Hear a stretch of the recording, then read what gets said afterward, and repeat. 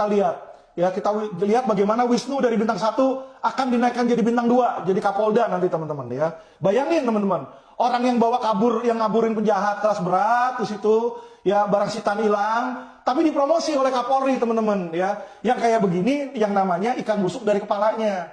Ya toh, kepala TV Texas kita udah tahu kerjanya nggak bener, bukannya dipecat, bukannya didisiplinkan ya. Padahal udah saya laporin tuh ke Propam ya. Nggak diperiksa teman-teman, bolo-bolo diperiksa. Ya mana ada jeruk makan jeruk. Nggak ada itu jeruk makan jeruk.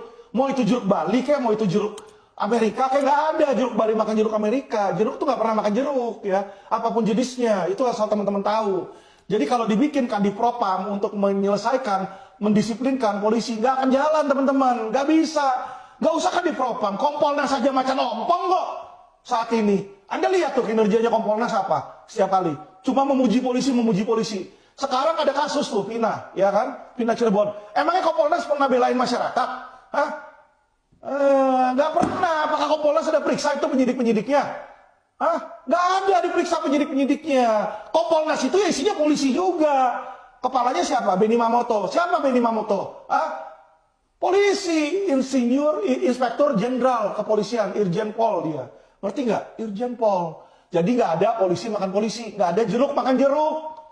Jadi Kompolnas itu nggak ada gunanya, itu makan gaji buta aja itu, pajak doang itu masyarakat ya.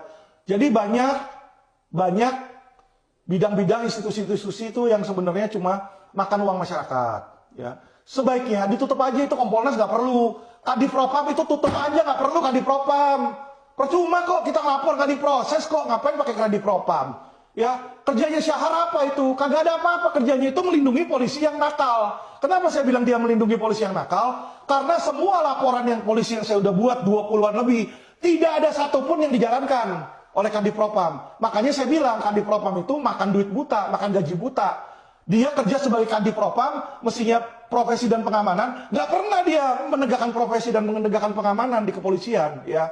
Karena laporan dari masyarakat nggak ada yang digubris, di situ oleh dia, ya.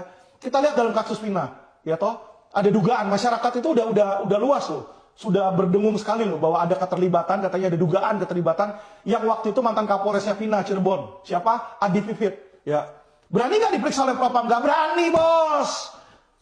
Syahar itu banci, dalam hal apa bancinya?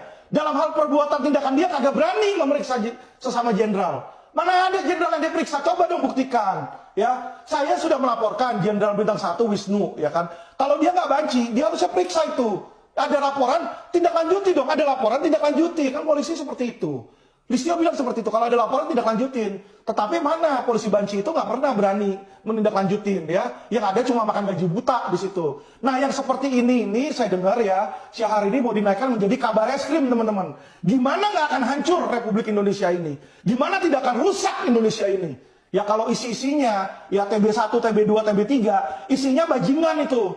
Kalau isinya bajingan, isinya anjing-anjing dari penjahat, gimana Polri mau maju?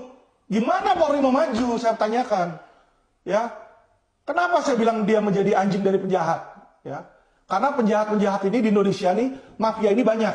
Bukan Arvin yang ngomong, Mahfud sendiri yang ngomong sebagai Menko Polhukam. Mahfud siapa? Menko Polhukam waktu dia bicara. Dia bicara apa?